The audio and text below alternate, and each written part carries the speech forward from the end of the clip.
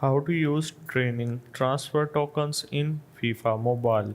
So first of all, you just have to click on the store section located at the bottom right corner of your home screen. So right now I don't have that level to unlock this store, but if you have above the fourth node, you will be able to access this. After that, you just have to navigate your way to the event shop section and click on the division rivals option and purchase a pack by exchanging challenger tokens. Next, let's talk about transferring training. You have the option of transferring your training rank from one player to another.